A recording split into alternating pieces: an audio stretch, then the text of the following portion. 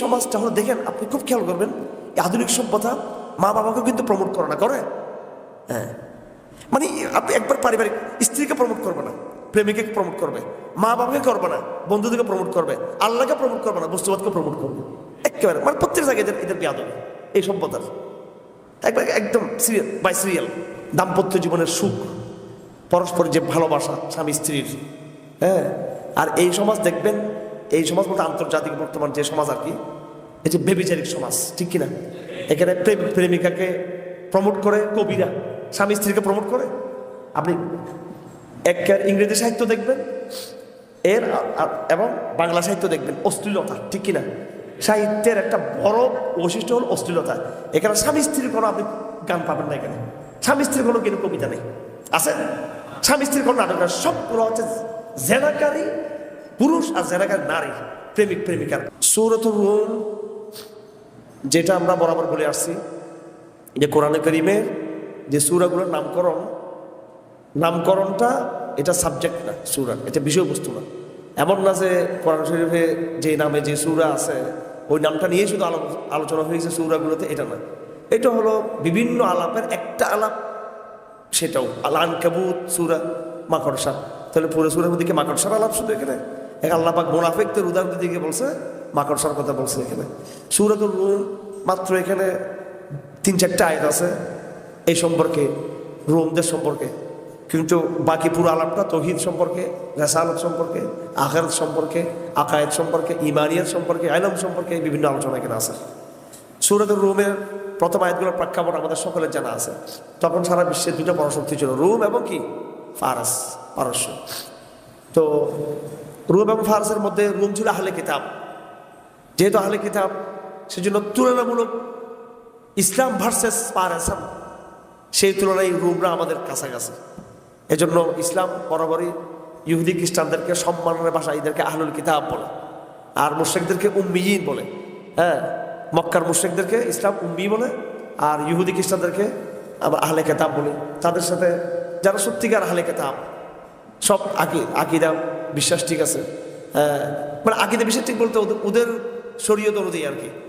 এবং পরবর্তীতে তারা কোনো পৌত্তলিকতাই পুরোপুরি এইভাবে, যেমন বর্তমান জমানা যারা আহলে কিতাব এরা কিন্তু পৌত্তলিক, আগে কোনো পৌত্তলিক, এরা কোনো আহলে কিতাব না, এগুলো নাস্তিক এবং পৌত্তলিক দুটোই। আহলে কিতাব যারা রিয়েল আহলে কিতাব, আসল আহলে কিতাব, তাদের মেয়েদেরকে বিয়ে করা মুসলমানদের জন্য কি আছে, জায়েজ আছে। এবং এই তাদেরকে আংশিক মুসলিম মনে করা হয় এই জন্য, যেহেতু তারা আসমানি গ্রন্থগুলোকে মানে, খণ্ডিত, তাদের ব্যাপারে ইসলামের শব্দটা খণ্ডিতভাবে আরোপিত হয় এখানে, পূর্ণাঙ্গ না। এই জন্য বলা হয়েছে আফাতুমিনুন বিবাদিল কিতাব ওয়া তাকফুরুনা বিবাদ, তোমরা কি কিতাবের কিছু অংশ মানো, কিছু অংশ কিন্তু তোমরা মানো না। তারা কিছু অংশ তারা মানে। আর মুশরিকিন যারা, তারা তো পুরোপুরি একেবারে মিল্লাত থেকে তারা বহির্ভূত। এরা যারা, তারা মিল্লাতের দাবি করে, মিল্লাত ইব্রাহিমের দাবি করে, হ্যাঁ, এবং আসমানি গ্রন্থকে তারা মানে, নবীদেরকে মানে, কিন্তু শেষ নবীকে কি করে তারা মানে না, নম্বর 1। নম্বর 2, তারা তাদের আসমান থেকে নাজিল হওয়া গ্রন্থগুলোর উপর তারা কিছু তাহরিফ করেছে, বিকৃত করেছে। যাই হোক, পারস্যান যারা, তারা তো পুরোপুরি পৌত্তলিক। পারস্যান ওরা, ওদের ধর্মের ইয়ে হলো অগ্নিপূজা, তার অগ্নিপূজক। এই পারস্যানদের ইতিহাসে বিভিন্ন তথ্য পাওয়া যায়। জারদাশত আরবিতে যাকে বলা হয়, কেউ কেউ বলছেন উনি মুওয়াহ্হিদ ছিলেন, একত্ববাদী ছিলেন, আর কেউ কেউ বলছেন না, ইনিও তাগুত ছিলেন, উনিও এই মুশরিক ছিলেন। তো জারদুশতের ব্যাপারে বলা হয়, যারা তার পক্ষে ইতিহাসবিদরা, তারা বলেন যে তিনি অগ্নিপূজকদের বিরুদ্ধে তিনি কি করছেন, লড়াই করেছিলেন অগ্নিপূজকদের বিরুদ্ধে। এবং সেই সময় এই জারদুশতের তৌহিদের পক্ষে অবস্থান এবং পৌত্তলিকদের বিরুদ্ধে অবস্থানের কারণে ওই অঞ্চল থেকে আর্যরা, এরিয়ান আর্যরা এসে ভারতবর্ষে তারা উদ্বাস্ত হয়। এরকম কিছু কথা আছে, আমাদের ওই জায়গায় দেওয়ার দরকার নেই।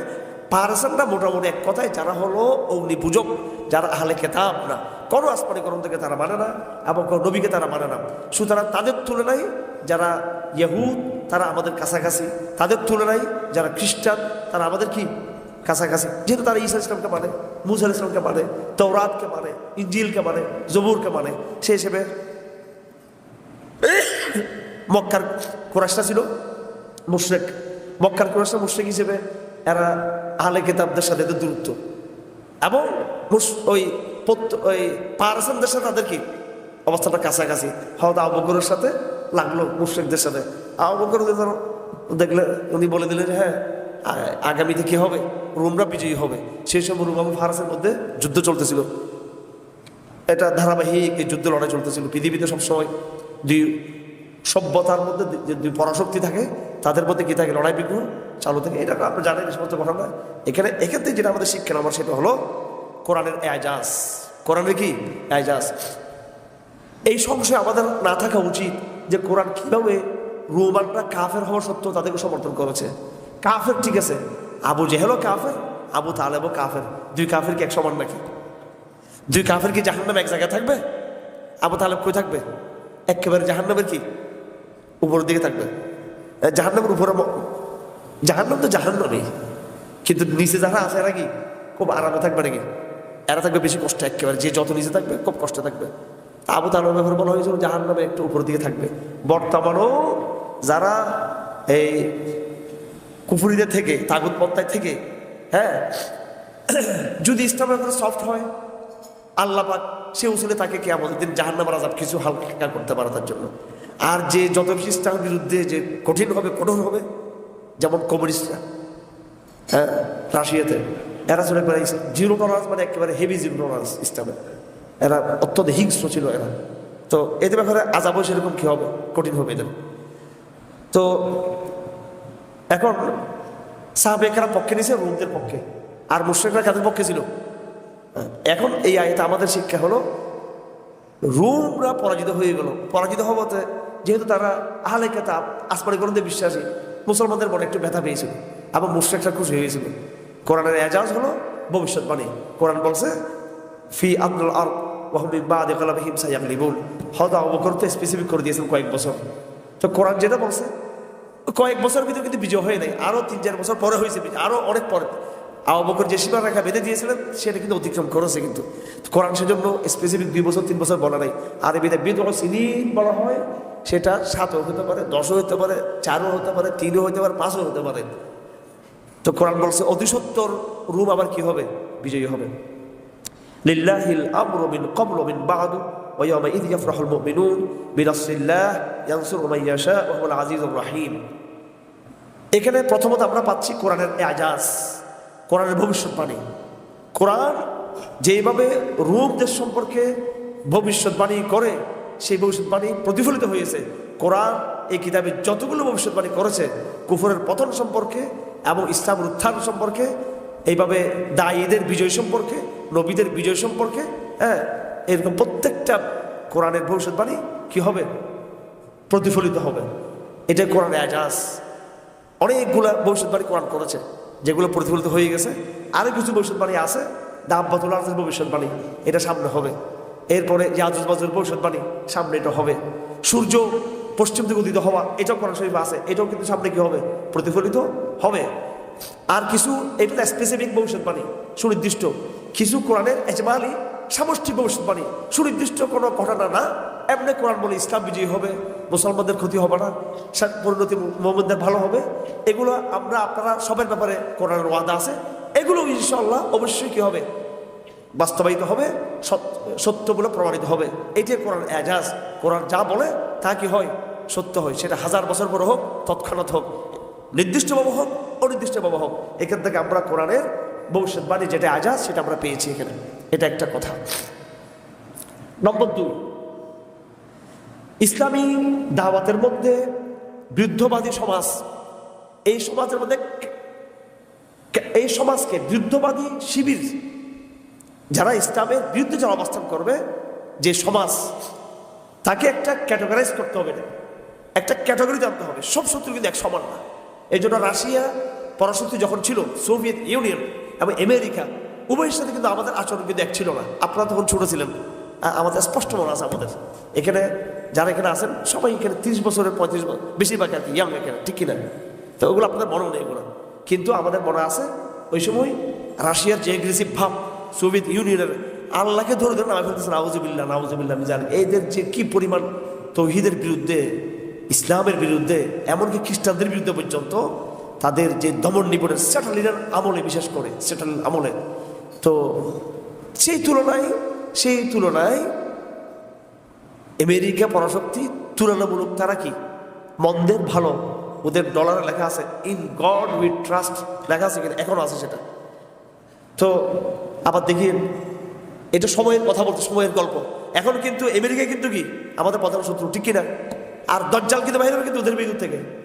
এখন আর সেই সোভিয়েত ইউনিয়নের সেই ওই পর্ব শেষ। তো এখানে আমাদের যেটা শিক্ষণীয় বিষয় সেটা হলো, আমি যখন দাওয়াতের কাজ করব, এই দাওয়াতের কাজের মধ্যে যারা আমার বিরুদ্ধবাদী সমাজ থাকবে, বিরুদ্ধবাদী যে শক্তি থাকবে, এই বিরুদ্ধবাদী টেন্ট যারা আমার, এরা নানান স্তরের লোক, এদের মধ্যে ক্যাটাগরি করতে হবে কে কম শত্রু কে বেশি শত্রু।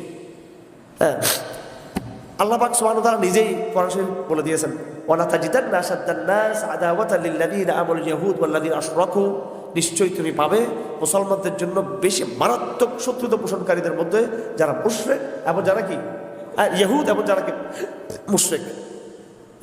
ওয়ালা তাজিদান্না আকরাবান নাস মাওয়াদ্দাতান, আবার নিকটবর্তী বাবা ভালোবাসা দিতে মোটামুটি খ্রিস্টানরা, এবং এই জন্য দেখবেন শেষ পরিণতিতে খ্রিস্টানরা কিন্তু মুসলমান হয়ে যাওয়ার সময় একেবারে। ঈসা আলাইহিস সালাম, আমরা জানি ঈসা আলাইহিস সালাম দুনিয়াতে আসবে কে দজ্জালকে মারার জন্য, ঠিক কিনা? দজ্জালকে কতল করার জন্য ঈসা আলাইহিস সালাম আসবে, এটা আমরা জানি। আরেকটা কথা আমরা কিন্তু বলি না, কেউ এটা আমরা জানি না, বলি না আমরা, সেটা হলো ঈসা আলাইহিস সালামের আগমনের মাধ্যমে সমস্ত খ্রিস্টান কমিউনিটি কি হয়ে যাবে, সবাই পৃথিবীর নতুন একটা মেরুকরণ তৈরি হবে। এখন যে মেরুকরণ পৃথিবীতে, এখানে ইহুদি খ্রিস্টানরা একদিকে আর মুসলমানরা কি আরেকদিকে।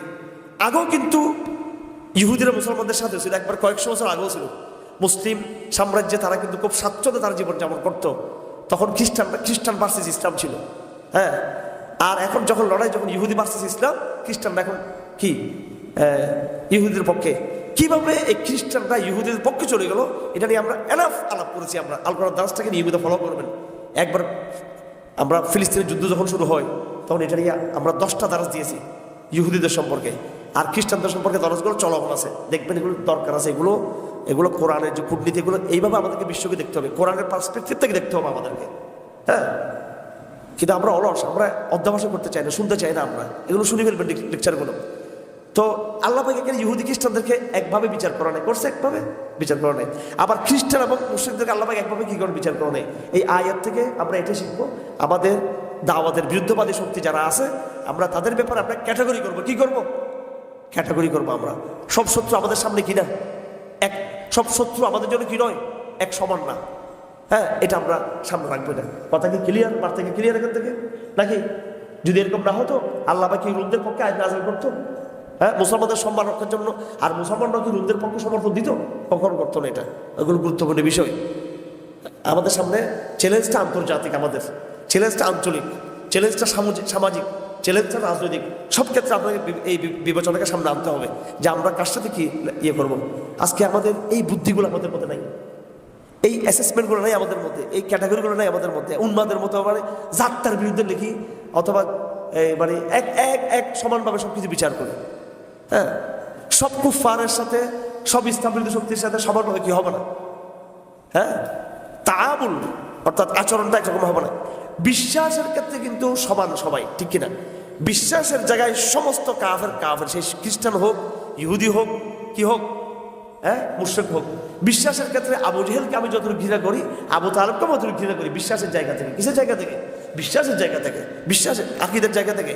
কিন্তু অ্যাপ্রোচের জায়গায়, আচরণের জায়গায়, ব্যবহারিক জায়গায়, প্র্যাকটিক্যাল ইয়েতে আসে, তখন আমার আচরণটা, ব্যবহারটা, আমার স্ট্র্যাটেজি, এটা কি হবে? পার্থক্য হবে। আমার স্ট্র্যাটেজি যেটা ইহুদিদের সাথে হবে, সে খ্রিস্টানদের সাথে হবে না। আমার স্ট্র্যাটেজি মুশরিকদের বিষয়ে যেটা হবে, এইভাবে ইয়ে থাকবে। এটা আমরা বোঝার চেষ্টা করবো। কোরআন থেকে এইভাবে শিখতে হবে। আলাপ তো আমি সব করি, সব কিছু বলি, জানা আছে। এরপর গিয়ে বলেছে হুজুর দিন কায়েমের সঠিক পদ্ধতিটা কি, হুজুর এখানে কি করতে হবে, বর্তমান ক্রাইসিসটা কি, বলার পরও জিজ্ঞেস করে। ওই লেকচার শুনে না নিয়মিত। হ্যাঁ, এখনো জিজ্ঞেস করে মানুষ, হ্যাঁ পদ্ধতি কি চিন্তা করবো। এগুলো খুব গভীর কথাই।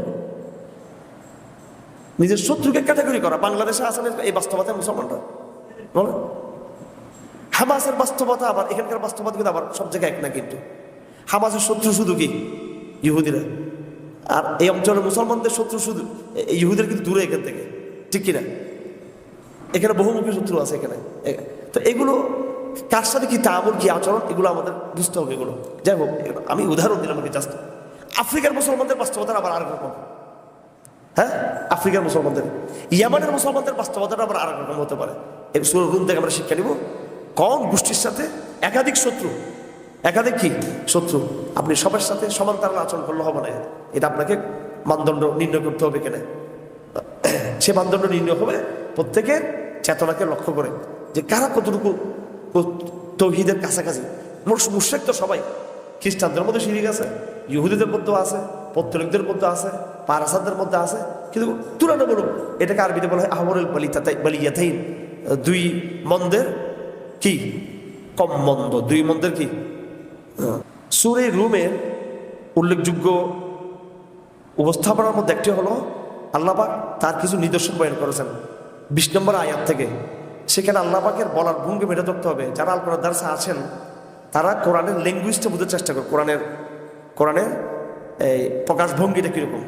আল্লাহ পাকের বলার একটা ভঙ্গি আছে, আল্লাহ পাকের কি আছে বলার একটা, আল্লাহ পাকের কথারটা কিন্তু ভঙ্গি আছে, এটা ধরতে হবে। এটা ঢং আছে, ঢং এই ঢংটা ধরতে হবে। ওয়ামিন আয়াতিহি আন খালাকা লাকুম মিন আনফুসিকুম আজওয়াজান লিতাসকুনু ইলাইহা ওয়া জাআলা বাইনাকুম মাওয়াদ্দাতান ওয়া রাহমা। ওয়ামিন আয়াতিহি, এটা বলে আমার দৃষ্টি আকর্ষণ করতেছে। এবং আল্লাহ পাকের নিদর্শনসমূহের মধ্যে একটি দাম্পত্য জীবনের সুখ, পরস্পরের যে ভালোবাসা স্বামী স্ত্রীর। হ্যাঁ, আর এই সমাজ দেখবেন, এই সমাজ বলতে আন্তর্জাতিক বর্তমান যে সমাজ আর কি, এই যে ব্যভিচারিক সমাজ, ঠিক কিনা? এখানে প্রেমিক প্রেমিকাকে প্রমোট করে কবিরা, স্বামী স্ত্রীকে প্রমোট করে। আপনি এক ইংরেজি সাহিত্য দেখবেন এবং বাংলা সাহিত্য দেখবেন, অশ্লীলতা, ঠিক কিনা? সাহিত্যের একটা বড় বৈশিষ্ট্য হল অশ্লীলতা। এখানে স্বামী স্ত্রীর কোনো আপনি গান পাবেন না, এখানে স্বামী স্ত্রীর কোনো কিন্তু কবিতা নেই, আছে স্বামী স্ত্রীর কোনো নাটক না। সবগুলো হচ্ছে জেনাকারী পুরুষ আর জেনাকারী নারী, প্রেমিক প্রেমিকার। আর আল্লাহ বলতেছেন স্বামী স্ত্রীর সম্পর্ক জৈবিক চাহিদা সবার মধ্যে আছে। এই জৈবিক চাহিদাকে সাহিত্যিকরা নিয়ে গেছে ব্যভিচারের জায়গায়, আর আল্লাহ এটাকে একটা পবিত্র জায়গায় স্বামী স্ত্রীর ভালোবাসার জায়গায় নিয়ে গেছে। এটা আল্লাহ পাকের নিদর্শন। এরপর আল্লাহ পাকের নিদর্শন হলো ভাষা দিবস। তো গেল কয়েকদিন আগে, আন্তর্জাতিক মাতৃভাষা দিবস। এই দিবস ঠিক আছে ভাই, বাবা মাতৃভাষা, মাতৃভাষা থেকে তুমি তোমারটা দিছো নাকি? এটা মাতৃভাষা দিয়ে দিয়েছে কে? আল্লাহ পাক। আল্লাহ পাক বলছেন মিন আয়াতিহি খালকুস সামাওয়াতি ওয়াল আরদি ওয়াখতিলাফু আলসিনাতিকুম ওয়া আলওয়ানিকুম। ভাষার ভিন্নতা, ভাষার ভিন্নতা। বাংলা ভাষা কথা বলবো, এটা আমার গৌরব, এটা আমার পরিচিতি, এটা আমার আইডেন্টি। কে দিয়েছে আইডেন্টি? রবীন্দ্রনাথ ঠাকুর, মধুসূদন দত্ত। হ্যাঁ, কে দিয়েছে? এটা আল্লাহ দিয়েছেন। সুতরাং বাংলা ভাষায় কথা বলাটা আল্লাহর নিদর্শন। আর এরা বলতেছে আমি আগে বাঙালি পরে মুসলমান। যিনি ভাষাটা দিলেন কথা বলার জন্য, ওনার এখন দরকার নেই, আগে আমি। এর বলে নিজের বাপকে স্বীকার করার মতো। হ্যাঁ, তো এই সমাজটা হলো, দেখেন আপনি খুব খেয়াল করবেন, আধুনিক সভ্যতা মা বাবাকে কিন্তু প্রমোট করে না, করে? হ্যাঁ, মানে আপনি একবার পারিবারিক স্ত্রীকে প্রমোট করবে না, প্রেমিকে প্রমোট করবে, মা বাবাকে করবে না, বন্ধুদেরকে প্রমোট করবে, আল্লাহকে প্রমোট করবে না, বস্তুবাদকে প্রমোট করবে। একেবারে মানে প্রত্যেক জায়গায় এদের বেয়াদবি এই সভ্যতার, একবার একদম সিরিয়াল বাই সিরিয়াল। হ্যাঁ, চেইন বেয়াদবি একদম লাগাতার, ঠিক কিনা? মা বাবার আলাপ আছে এই সমাজের মধ্যে নাই একদম। তো যাই হোক, এখানে এই সূরার একটা বৈশিষ্ট্য হলো 20 নম্বর আয়াত, 21 নম্বর আয়াত, 22, 23, 24, এই সবগুলো আয়াতের মধ্যে 25, হ্যাঁ, এই সবগুলো আয়াতের মধ্যে আল্লাহ পাক যে শব্দ বলেছেন সেটা হলো ওয়ামিন আয়াতিহি। কি বলছেন? ওয়ামিন আয়াতিহি, ওয়ামিন আয়াতিহি। এখন আপনাদেরকে যখন প্রশ্ন করা হবে, দেখি বলেন ওয়ামিন আয়াতিহি, ওয়ামিন আয়াতি কোথায় কোথায় আছে? চটকে আমরা কোথায় বলবো? কোথায় আছে? সূরা রুমের মধ্যে আছে। এবার সূরা রুমের একটা গুরুত্বপূর্ণ আয়াত আমরা সবাই ধরবো, নোট করবো সবাই। সেটা হলো 30 নম্বর আয়াত, 31 নম্বর আয়াত, 32 নম্বর আয়াত। 30, 31, 32 সূরা রুমের কত কত আয়াত? 30, 31, 32। চমৎকার আয়াত। প্রত্যেককে এই আয়াতগুলো মুখস্থ করে নেবেন। আজকের মধ্যে কেউ আমাকে শোনাতে পারেন, খালি গল্প করেন, হুজুর কার কি করতে হবে, কাজ কেমনে করবো, হুজুর এটা কেমনে করবো। কেউ তো হাদিস মুখস্থ শোনান না, গিয়ে কোরআন মুখস্থ শোনান না, কোরআন মুখস্থ শুনাইতে হবে। হ্যাঁ, এত কথা কিসের, এত দাওয়াতি গল্প আড্ডা কিসের? মানে সবাই খুশি, আমি সবার সাথে বসে একটু কথা বলি, সবাই চাই কথা বলি কথা বলি কথা বলি। আর আমি শিখেন, সব কথা তো কোরআন শরীফে আছে, আমার সাথে এত কথা কিসের? সব তো কোরআন শরীফে আছে, এগুলো শিখেন, এই আয়াতগুলো শিখেন।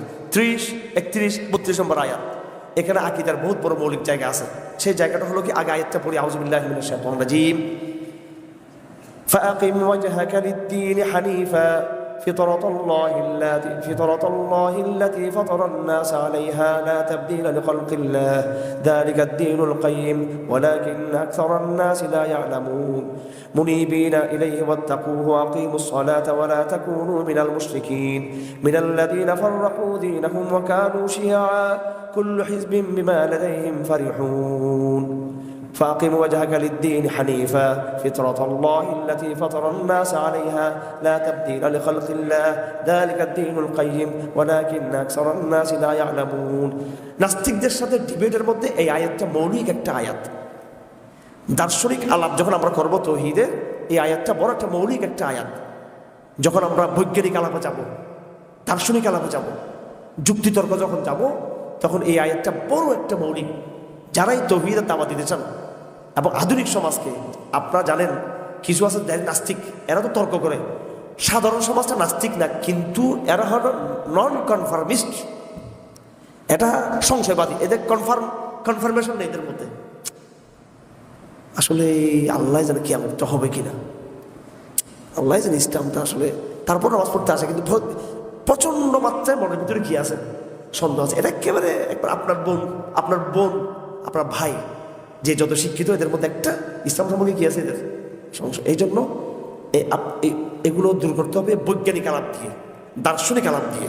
কোরআনে কারীমের যে সমস্ত জায়গার মধ্যে বড় একেবারে বায়োলজিক সাইকোলজিক যে আলাপগুলো আছে, মানব তথ্যের যে আলাপ, সৃষ্টিতাত্ত্বিক যে আলাপ, এই আয়াতটা বড় মৌলিক। এখানে এটা হলো কি, এটা হচ্ছে হাদিস শরীফে আছে, মা মিন মাউলুদিন ইল্লা ইউলাদ আল ফিতরাহ فأبواه يهودانه وينصرانه ويمجسانه كمثل البهيمة تنتج جمعاء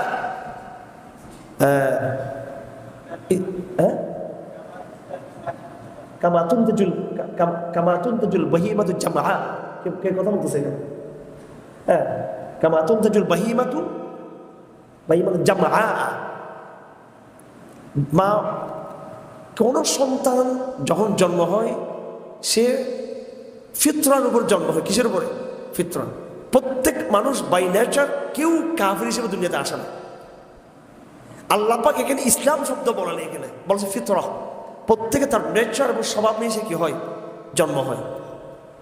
ও আবাওয়াহু ইয়াহউবিদানি ওয়া ইউনাসসিরানি ওয়া ইউমাজ্জিসানি, তার মা বাবা, তার পরিবেশ, তার পরিবার তাকে হয়তো খ্রিস্টান বানায়, কমিউনিস্ট বানায়, নাস্তিক বানায়, অথবা কি তাকে কি বানায়, অগ্নিপূজক বানায়।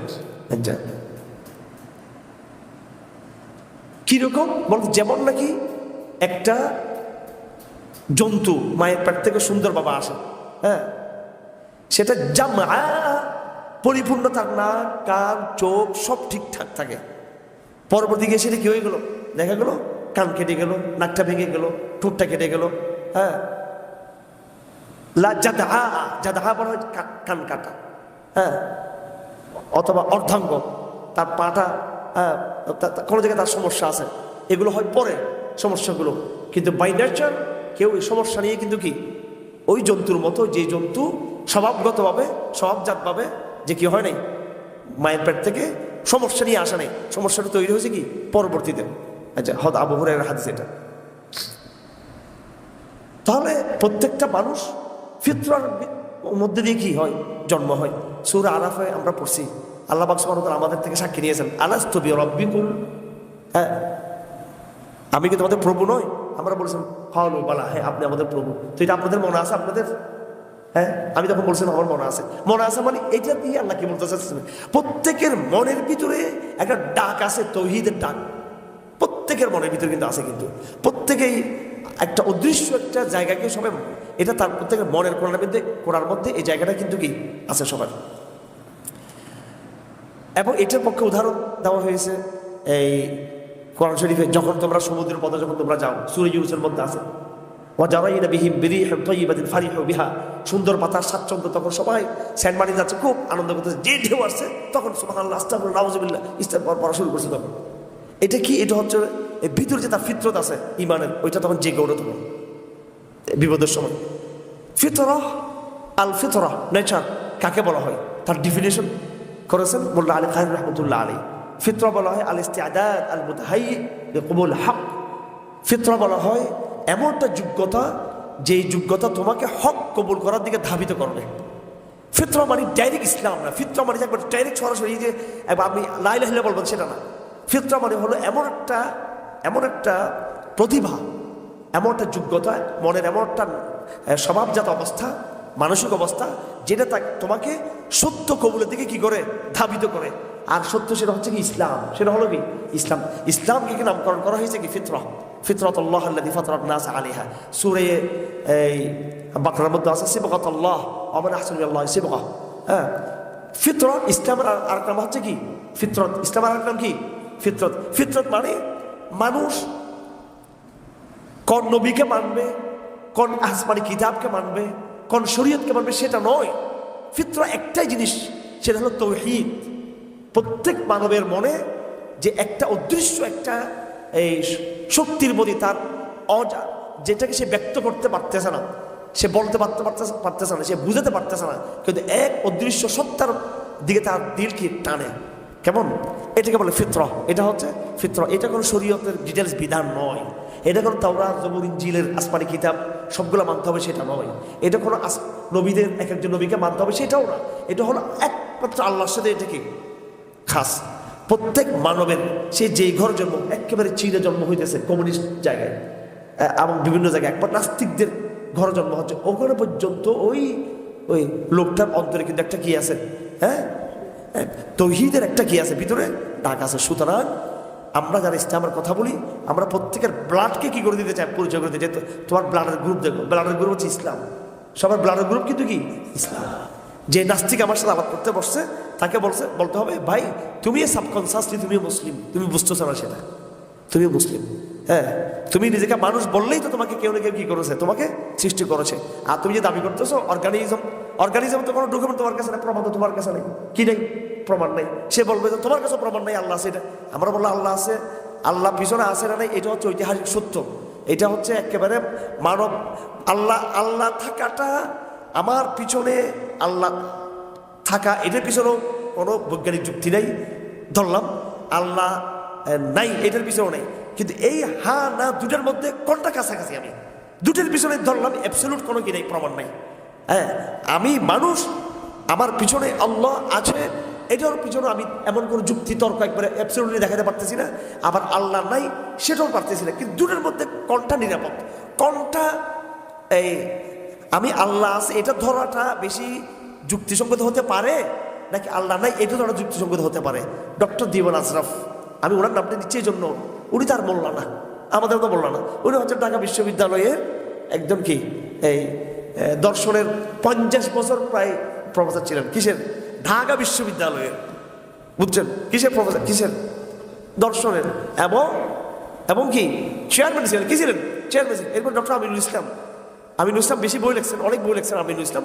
আশরাফ বেশি বই লেখেন নাই, কিন্তু খুব মৌলিক বই লেখছেন আশরাফের বইগুলো এখন আপনি এই ঢাকা বিশ্ববিদ্যালয়ের, এখন ঢাকা বিশ্ববিদ্যালয় পড়া লাগে, এবারে দায়িত্ব নিয়ে বলতেছি কথাটা, দায়িত্ব নিয়ে কথাটা বলতেছি। আপনি এদের লাইব্রেরিতে গেলে এক আরজ আলী মাতব্বরের দার্শনিক,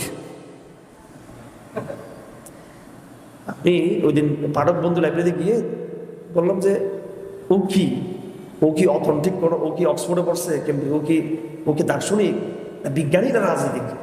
আমি বলতো একটা বঙ্গবন্ধুর দিল তো তাও তো কিছু কি হয়তো, কথার কথায় ছবিটা মানে তো যে তার রাজনৈতিক কিছু একটা বাংলাদেশে ইতিহাস আছে, কথার কথায়। হ্যাঁ, রবীন্দ্রনাথ ঠাকুরও দিলেও তো তাও তো তার কিছু, আরো জানি মত পড়ে তোমরা দিলে কি হিসেবে দিলাম? আপনার বড় বিশাল ঢাকা বিশ্ববিদ্যালয়ের ওই যে পাঠক লাইব্রেরির ওখানে তো কোনো জব নেই কোনো, তো তুমি আইনস্টাইনকে দিতে, এখানে আইজ্যাক নিউটনকে দিতে ছবির মধ্যে। কোত্থেকে গ্রাম্য বেয়াদব একটা অর্ধশিক্ষিত ইসলামকে গালি দিয়েছে, এই জন্য উনি হইয়া গিয়েছেন ঢাকার মহাবুদ্ধিজীবী। এদের কাছে ইসলামকে গালি দিতে পারলেন, এত নিচু মানের এই ঢাকার বর্তমান বাংলাদেশের নাস্তিকতার চর্চা। এরা অশিক্ষিত, একবারে পড়ালেখার কোনো ধারে কাছে নেই। তো এদেরকে বাচ্চাম এদের জন্য এবং আরো যারা সংশয়বাদী, ডক্টর দেবন আজরাফের বইগুলো কোনো খুঁজে পাবেন না। তো উনি লিখছেন আল্লাহ আছে আল্লাহ নাই, এই দুই আলাপকে যদি আমি সমান সমান করি, ঠিক আছে বুঝলাম, কোনটার পক্ষে অ্যাবসলিউট কোনো প্রমাণ যদি তথাকথিত পুঁথিগত কোনো যদি আমি যদি দার্শনিক যদি যুক্তি যদি নাও থাকে দুটার পক্ষে, কিন্তু তুলনামূলক কোনটা মেনে নেওয়াটা আমাদের জন্য ভালো, নিরপেক্ষভাবে। আল্লাহ আছে এটা ধরলে মানুষের আশ্রয়স্থল থাকে, নাকি আল্লাহ নাই এটা বলে মানুষের খুঁটি থাকে? কোনটাতে? দুইটা ধরলাম, দুইটাই সমান আমি প্রথম করে ফেললাম, কিন্তু কোনটা ধরাটা উচিত মানুষের? আল্লাহ আছে বলে তার লাভ আছে যে এই জীবনটা কি হতে পারে, একটা এন্ডিং হতে পারে, এটা একটা ভালো জায়গায়, এবং আমি আমার পুরো জীবনের পুরো একটা জবাবদিহিতা নিয়ে আমার আল্লাহর কাছে হাজির হতে পারি। সুন্দর করে চমৎকার করে বুঝিয়েছেন। এটা হচ্ছে ফিতরা, এটা ফিতরা। হাজার যুক্তি দিয়ে আল্লাহ আছে এটা প্রমাণ করা যাবে না। এই জন্য কোরআন শরীফে দেখবেন, একটা কথা আপনাদেরকে বলি, লজিক বিদ্যা আছে, যুক্তিবিদ্যা পড়ছেন না আপনারা অনেকে? লজিক কওমি মাদ্রাসা পড়ানো হয়। মন্তেকের যুক্তি দিয়ে, গ্রিক দার্শনিকের যুক্তি দিয়ে, বৈজ্ঞানিক ইয়ে দিয়েও আল্লাহকে কি করা যাবে না, প্রমাণ করা যাবে না। হ্যাঁ, আপনি যেই যুক্তি দিয়ে আল্লাহকে প্রমাণ করবেন, ওই আরেক যুক্তি দিয়ে আল্লাহ নাই এটাও কিন্তু কি করা যাবে, প্রমাণ করা যাবে। যুক্তির জায়গায় দুটা কিন্তু সমান। আমি খুব কথাটা ভেবে চিনতে বলতেছি আপনাদেরকে, এমন মনে চাইলে বলে দিলাম না। যুক্তির বান্ধবে যদি আসেন, যুক্তি রেশন যুক্তি যদি আসেন আপনি, যুক্তির মধ্যে দুটো যুক্তি হতে পারে, না এটাও যুক্তি হতে পারে, এটা যুক্তি হতে পারে। কোরআন এই জন্য এটাকে অ্যাভয়েড করেছে। এটাকে কি করছে কোরআন? এটাকে অ্যাভয়েড করছে কোরআন। এটাকে হ্যাঁ, এই জন্য একটা কথা আছে, আকলে কুল্লি আকলে জুজি। এখানে যেটা লাগবে সেটা রেশন না, সেটা হলো ইনটিউশন, এবং সেটা হলো ওয়াইজডম, প্রজ্ঞা, প্রজ্ঞা, বুঝ, সামগ্রিক বুঝ। নিছক আক্ষরিক যুক্তি দরকার আছে না? কতগুলো আছে কিনা? কথা বুঝতেছেন না মনে হয়? আলাপ কি শক্ত হয়ে যাচ্ছে একটু নাকি? হ্যাঁ, আলাপ শক্ত হয়ে যাচ্ছে। আলাপ এই কঠিন মোটিভেশন না হলে আপনি ভার্সিটিকে তর্ক করতে পারবেন? নাস্তিক আপনাকে তর্কে নিয়ে আসবে। নাস্তিক আপনাকে কি করবে? তর্কে নিয়ে আসবে। এই যে আসেন আমরা তর্ক করি, সে লজিক বিদ্যার সূত্র দিয়ে আপনাকে তর্কে নিয়ে আসবে, বিজ্ঞানের সূত্র দিয়ে, সে আইনস্টাইনের সূত্র দিয়ে, বিজ্ঞানিক কথার কথা আর কি, সে এগুলো দিয়ে পারবে না। এগুলো প্রত্যেকটা বিজ্ঞানের যুক্তি মুসলমানদের পক্ষে এখানে যেটা বলি সেটাই, যে এটা অন্য আলাপ, ওইদিকে যাবো না আমি। সে আপনাকে তার একটা ফরম্যাটে ঢুকাবে, ওই ফরম্যাট ঢুকবেন না আপনি। বিজ্ঞানের আলাপে আপনি যাবেন না, প্রথমে যুক্তি তো আপনি যাবেন না। ইসলাম এখানে অ্যাভয়েড করেছে। মানব মনস্তত্ত্বের বাস্তবতা এটা যুক্তি নির্ভর না।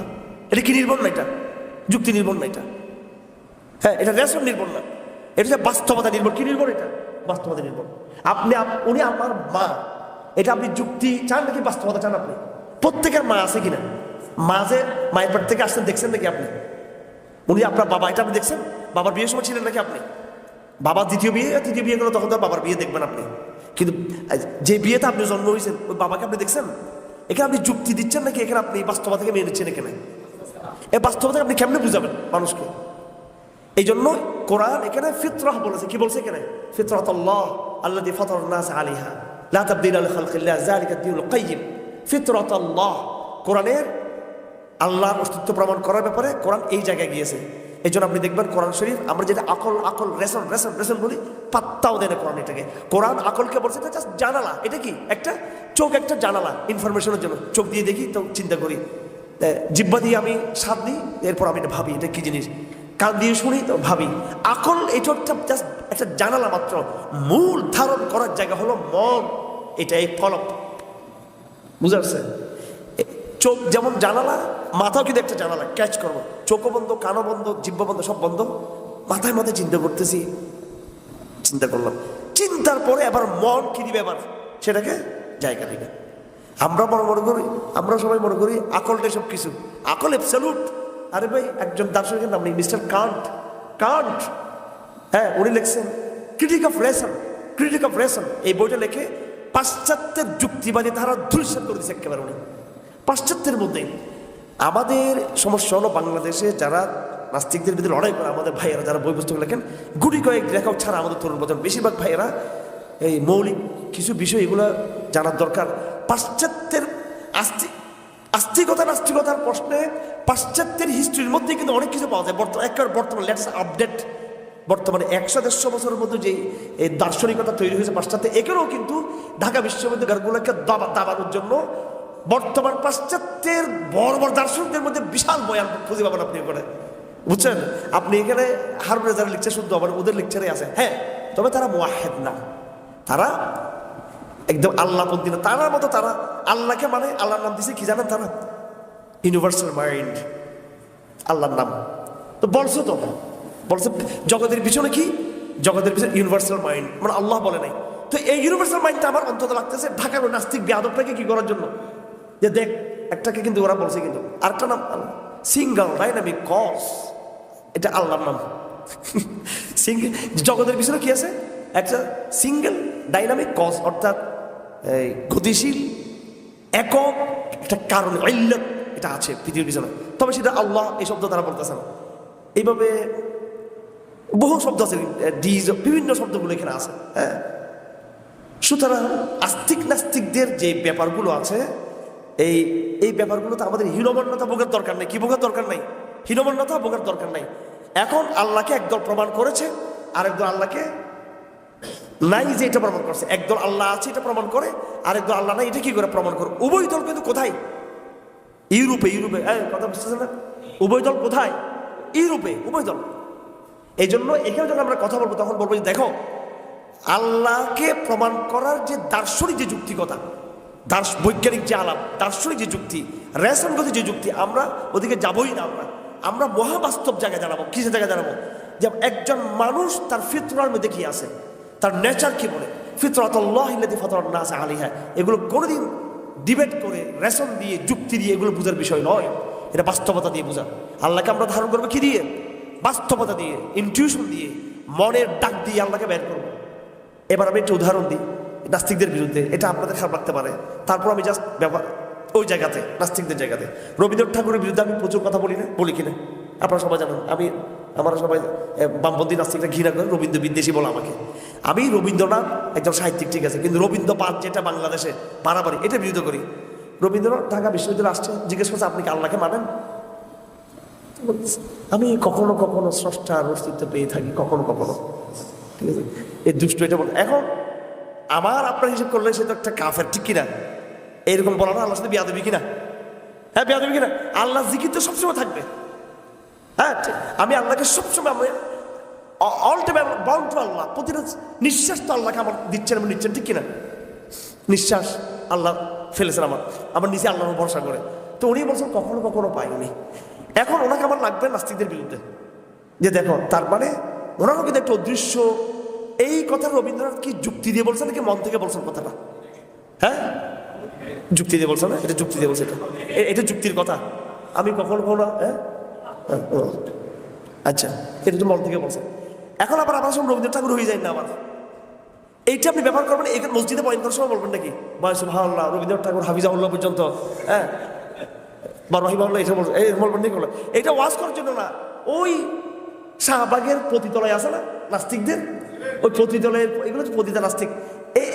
এরা যেরকম ওখানে রবীন্দ্রনাথ ঠাকুরকে ব্যবহার করছে, তোরা তো তার খোদা মানুষ, তোদের খোদাও তো বলে, বড় একটা খোদা বলা আছে, মাঝে মাঝে খোদার বলে সে পাইতো, ওদের জন্য ক্ষেত্রে বলবেন এটা।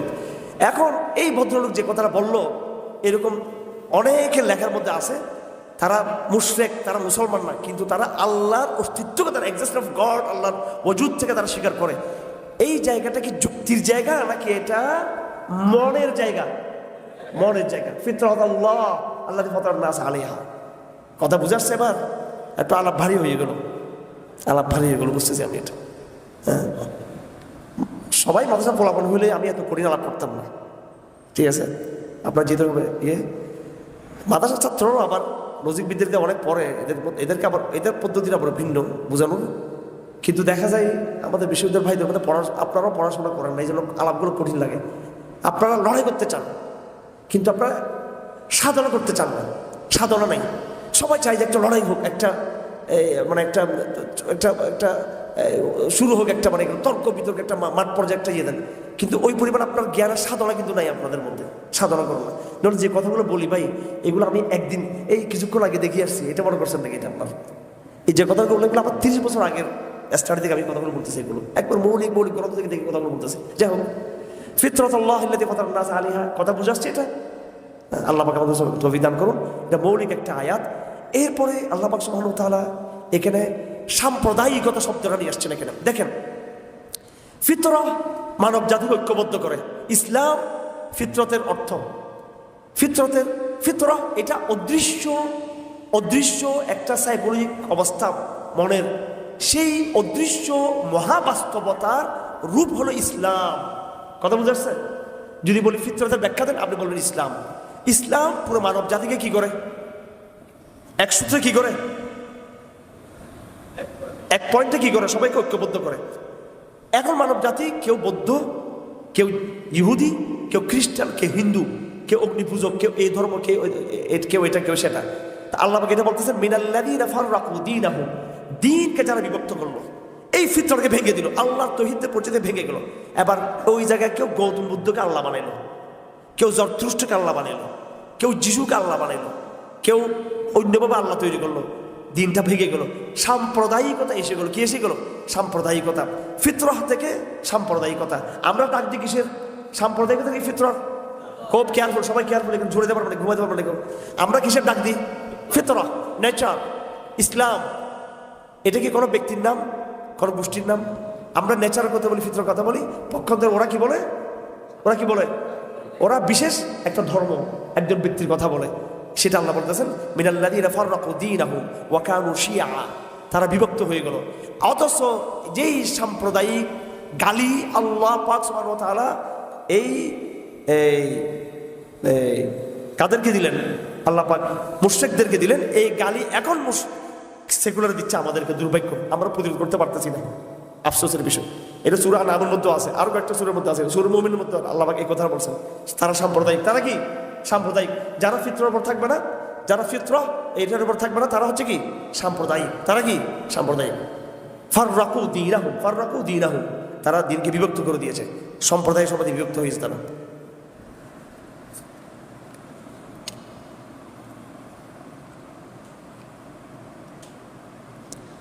এরপরে বিজয় সুসংবাদ, 47 নম্বর আয়াত। ওয়ালাকাদ আরসালনা মিন ক্বাবলিকা রুসুলান ইলা কওমিহিম ফাজাউহুম বিল বায়িনাতি ফাতাকামনা মিনাল্লাযীনা আজরামু ওয়া কানা হাক্কান আলাইনা নাসরুল মুমিনিন। আল্লাহ পাক নবীদের কথা বলতেছেন, ওয়া কানা হাক্কান আলাইনা নাসরুল মুমিনিন। আমার দায়িত্ব এটা আমার কর্তব্য, এটা হক, মুসলমানদের হক আল্লাহর উপরে মুসলমানদেরকে সাহায্য করা। কাকে সাহায্য করা? সুতরাং কোনো ভয় আছে আমাদের? কোনো ভয়? আল্লাহ পাক সুবহানাহু ওয়া তাআলা তৌফিক দান করুন আমাদেরকে। এটা আমরা ভরসা করি কোরআন আয়াতগুলোর উপরে। এই আয়াতগুলো ধরে আমরা দিনকে আমাদের মেহনত চিন্তা করার তৌফিক দান করি। এরপরে সূরা লোকমান আছে, এরপরে সূরা সিজদা আছে। সূরা লোকমানের মধ্যে চমৎকার কিছু নসিহত আছে। কি আছে? নসিহত আছে। সূরা লোকমানের মধ্যে মুফাসসিররা বলেছেন, লোকমান কি নবী ছিলেন নাকি উনি হাকিম ছিলেন, দার্শনিক ছিলেন? এটা নিয়ে ইখতিলাফ আছে। কেউ বলেছেন লোকমান নবী ছিলেন, কেউ বলেন লোকমান কি ছিলেন? শুধু এখন হাকিম ছিলেন, উনি দার্শনিক ছিলেন। কেউ বলেছেন দুটোই ছিলেন। দুটোই হতে পারে, অসম্ভব না। আর আল্লাহ পাক সুবহানাহু ওয়া তাআলা এখানে নিশ্চিত, তবে এতটুকু সত্য যে লোকমান একজন ম্যাচিউর, একজন বুদ্ধিজীবী ছিলেন, জ্ঞানী মানুষ ছিলেন, এবং সর্বশিক্ষিত একজন ভালো মানুষ ছিলেন। অত্যন্ত যার জ্ঞান ও প্রজ্ঞার কি ছিল সেই সময় স্বীকৃতি ছিল। তিনি সেই তার জ্ঞানের জায়গা থেকে তিনি শিরিককে বলেছেন এটা যুক্তি বিরুদ্ধ, এটা যুক্তি পরিপন্থী, এটা বাস্তবতা পরিপন্থী। তিনি তার সন্তানকে নসিহত করেছেন। এই জন্য যারা আপনারা এখানে আছেন, বাবারা আছেন, সন্তানদেরকে কি করবেন? লোকমানের ভাষায় কি করবেন? হ্যাঁ, আপনি যদি লোকমান হন, লোকমানের ভাষায় নসিহত করবেন। আপনাদের কাফের সন্তান থাকে, অবাধ্য সন্তান থাকে, আপনি লোকমান হয়ে তাকে নসিহত করবেন। অবশ্যই লোকমান ছিলেন, অবাধ্য ছিল না হয়তো। হ্যাঁ, আশা করি। আর আপনার বাবা যদি অবাধ্য হয়, আপনি তখন ইব্রাহিমও হয়ে যাবেন। কি হয়ে যাবেন? আবার ইব্রাহিম বলছে ইয়া আবাতি ইয়া আবাতি ইয়া আবাতি, হে বাবা হে বাবা হে বাবা। কোরআন কত ভাষায় আমাদের সামনে, কত মডেল আমাদের সামনে উপস্থাপন করছে, কত আমাদের সামনে আমাদের আদর্শ পুরুষ এখানে নিয়ে আসছেন। সন্তানকে নসিহত কিভাবে করবেন? সূরা লোকমানে চলে যাবেন। বাবাকে কিভাবে নসিহত করবেন? কোথায় চলে যাবেন?